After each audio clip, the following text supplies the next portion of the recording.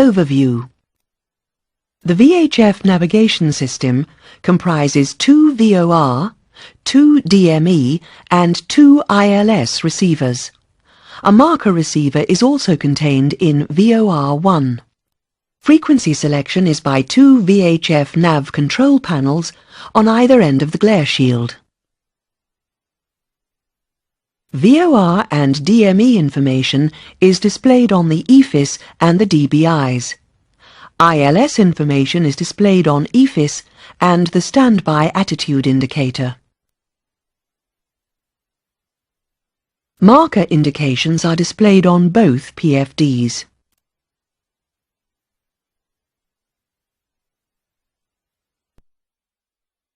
The antennas for the VOR lock, glide slope, DME and marker are positioned at the front and bottom of the aircraft.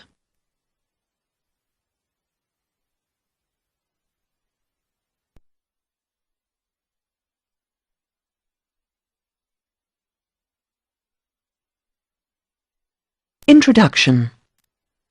The VOR and lock receivers operate in the frequency range of 108 to 117.95 MHz. The system receives signals from the ground-based VOR transmitters and ILS glide slope localizer transmitters to provide deviation and bearing information for the flight deck displays. The DME provides slant range to the station.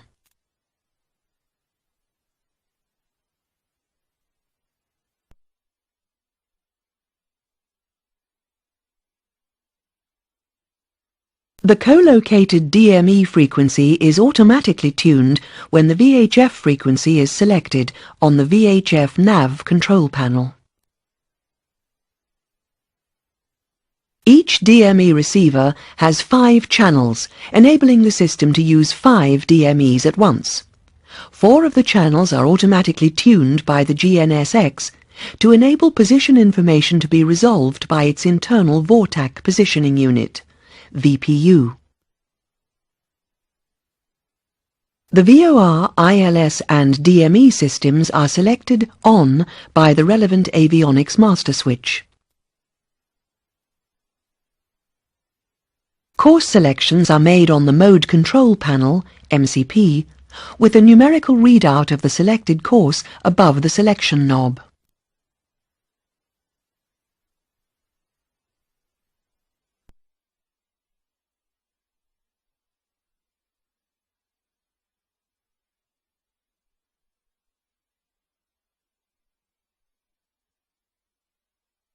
The course pointer and deviation is displayed on the ND.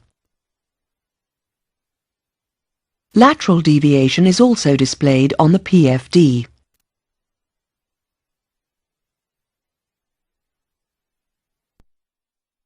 Bearing pointers for VOR information can be displayed on the ND or DBI.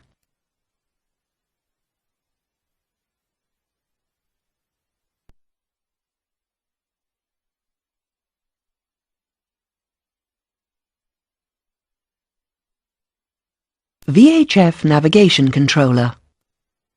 When the system is powered, the LCD display will show the previously selected active and standby frequencies. The active frequency is the current VOR or ILS in use, and the standby frequency is the next or previous frequency in use.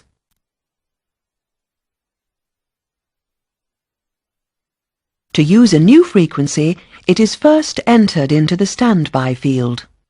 The large knob changes the frequency in steps of 1 MHz. The small knob changes the frequency in steps of 50 kHz.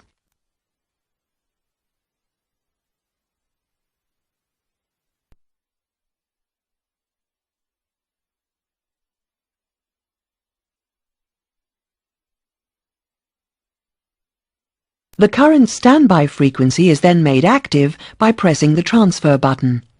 The previous active frequency then becomes the standby.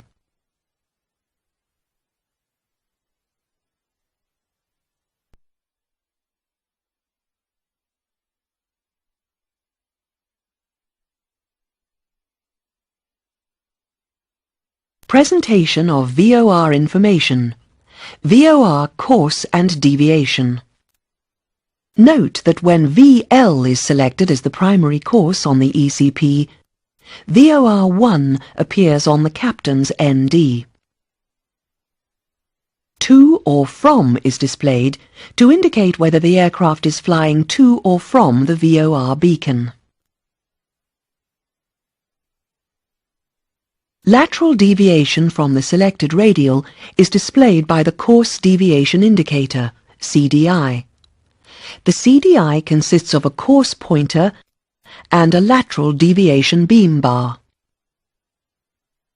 The CDI is displayed in green when VL is selected as the primary course.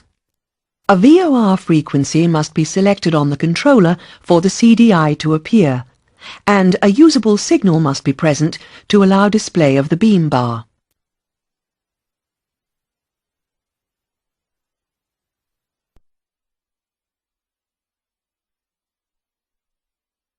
The deviation scale is calibrated in 5 degrees per dot.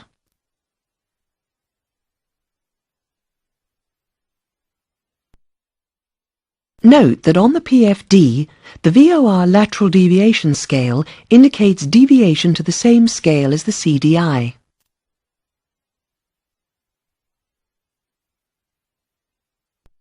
It is possible to display course and deviation information from the other pilot's side, known as the second course, by pressing the second course button on the ECP. VOR 2 now appears in cyan to indicate the selected second course. To prevent clutter, the lateral deviation scale is removed from the second course CDI. With VOR selected on the bearing control on the ECP, VOR is identified as the bearing source displayed on the ND. A double arrow indicates display of VOR 2, a single arrow indicates display of VOR 1.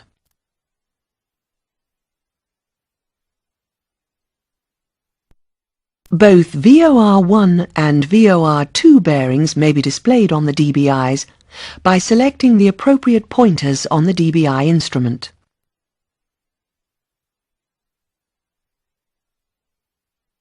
The CDI, bearing and to from indications are removed when the aircraft flies over the VOR.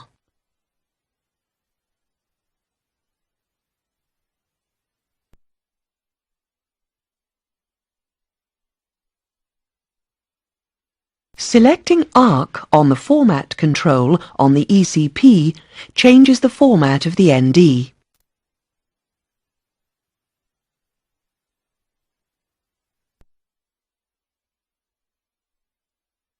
When MAP is selected on the format control, the VOR information appears as a selected radial line drawn on a map.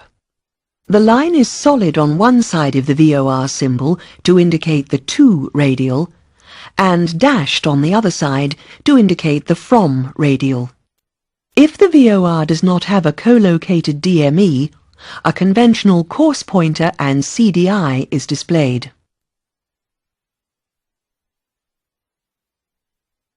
VOR ident.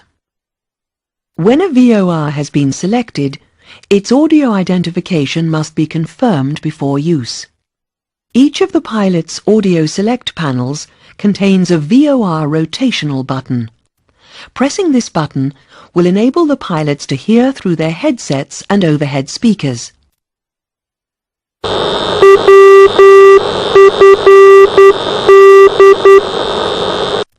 Rotating the button towards 1 or 2 controls the volume of the identification signal. The voice button suppresses the Morse code identification for use on VORs with an associated ATIS or other ATC broadcast information. An ILS button is provided, which allows identification of both ILS-1 and ILS-2.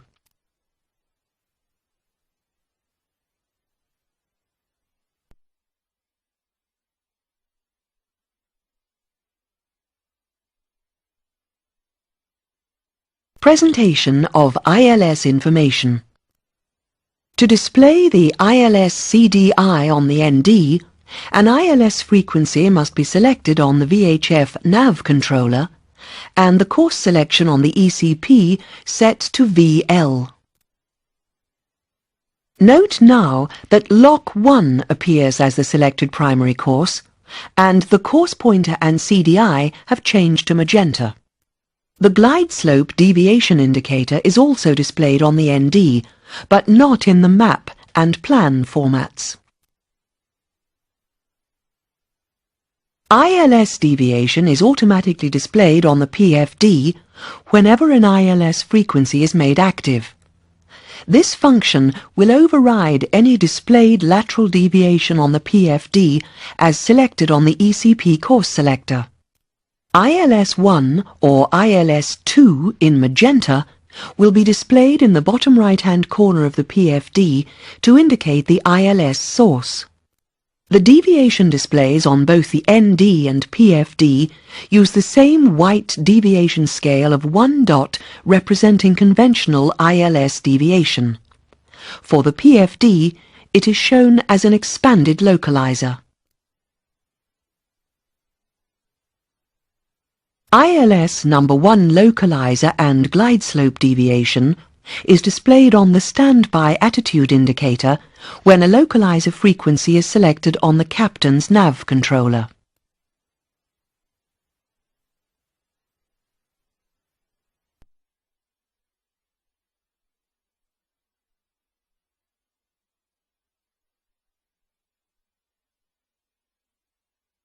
Presentation of marker information.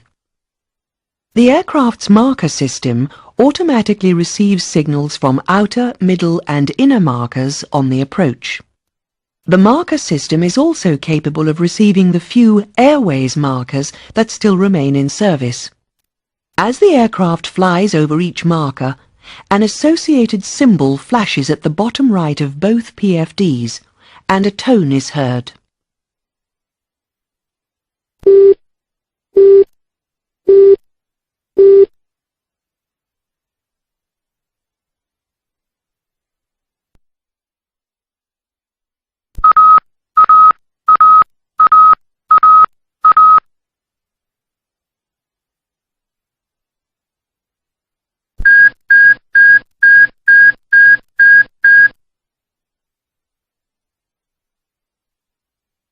A marker high-low switch on the flight annunciator panel selects the sensitivity of the marker receiver.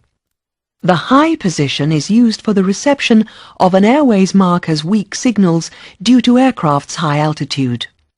The low position desensitizes the system for the accurate reception of approach markers. If the switch is in the high position on approach, it is possible to capture a marker prematurely, reducing the system's accuracy. Where can ILS number 2 navigational information be displayed in the flight deck?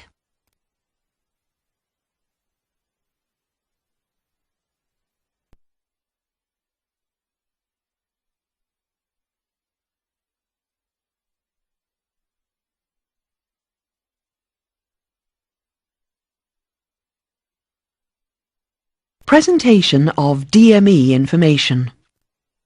If a selected VOR or ILS has a coupled DME, slant range is automatically displayed on both NDs and both DBIs. To indicate that the DME is coupled to a VOR or ILS, it is the same color: green for VOR, magenta for ILS. Each DBI displays both DME1 and DME2. Apart from the VOR and ILS, which other system on the aircraft can automatically tune the DMEs?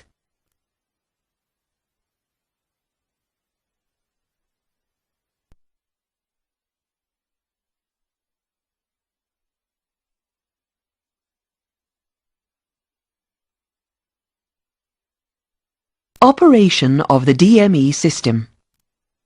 Each DME system is controlled by a rotary control on its associated NAV controller. Standby. With the DME control set to the standby position, power is supplied to the DME interrogator when the avionics master switch is selected on. After a 1-minute warm-up period, the interrogator is operational, but its transmitter remains inhibited. Dashes are displayed on the DBIs and the ND. This means the system is operational, but is not receiving any information from the DME station. The DME readout on the ND is numbered and displayed in green when co-located with a VOR, or magenta when co-located with an ILS. In standby, it is possible to receive the identification signal from the DME station using the audio selector panel. On. With the DME control set to the on position and the warm-up complete, the DME interrogator is fully operational. Once the interrogator is available, it will automatically enter a search mode to find the ground station it has been tuned to. Dashes will be displayed. When the DME system has established contact with its ground station, slant distance to the station will be displayed. Hold. When the DME control is set to hold, the DME station at the time of selection is retained, regardless of subsequent frequency selections on the VHF NAV controller. The VOR or ILS frequency associated with the DME is retained in the lower half of the controller display, and hold is displayed on the left of the controller display. A yellow H appears alongside the DME display on the ND. If a VOR or lock with a DME in hold is displayed as a second course, an advisory white H appears before the source indication. Subsequent VOR ILS frequency selections automatically tune the active frequency on the VHF NAV controller display.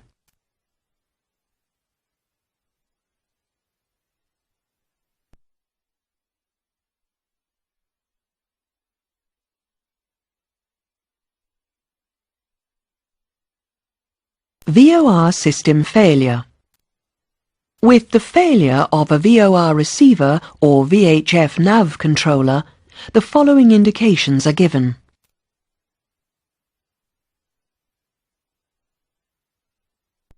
VOR replaces VOR deviation at the bottom of the PFD. VOR replaces the green VOR legend at the top right of the ND. Beam bar removed from the ND to prevent nuisance information. Bearing pointer, removed from the ND to prevent nuisance information. Red pointer flag. A red flag will appear on the DBI, and the pointer will park horizontally to prevent nuisance information. Fail indications will only be displayed if VOR information has been selected to be displayed on the PFD, ND and DBIs. With no ground signal,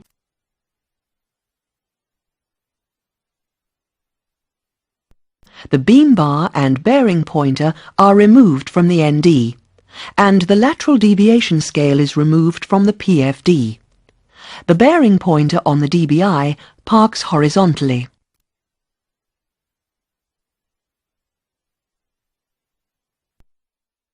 ILS system failure. With the failure of an ILS receiver or VHF NAV controller, the following indications are given. Lock replaces lock deviation at the bottom of the PFD. GS replaces glide slope deviation on the right of the PFD and ND. Lock replaces the magenta lock legend at the top right of the ND. Beam bar removed from the ND to prevent nuisance information. Lock and GS flags Red initialed flags are displayed on the standby attitude indicator with the loss of lock and/or glide slope. Fail indications will only be displayed if ILS information has been selected to be displayed on the PFD, ND and standby attitude indicator. DME system failure. If a DME interrogator fails, the DME displays on the ND and DBIs will turn blank. If the VOR or ILS associated with the failed DME is being displayed as a second course, an advisory white D appears before the source indication. The VPU within the associated GNSX will be degraded. Marker system failure. There is no indication given for the loss of the marker system. System operation at the emergency power level. If aircraft power is reduced to the emergency level, the system is degraded to number 1 VHF NAV controller, ILS number 1 deviation on the standby indicator, VOR number 1 bearing on number 1 DBI. System test. A test button on each of the VHF nav controllers enables the testing of the following systems. On the captain's controller, VOR 1, ILS 1, DME 1 and the marker system. On the first officer's controller, VOR 2, ILS 2, DME 2. What happens to VOR indications on the EFIS when the aircraft flies over a VOR beacon?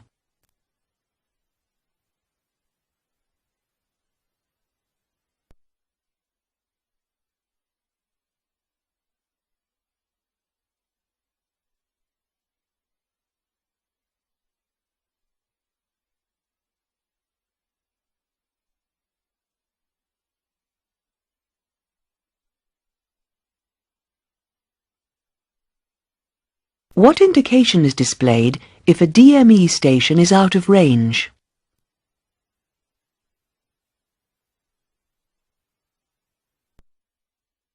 When is it possible to make a direct change of the active frequency?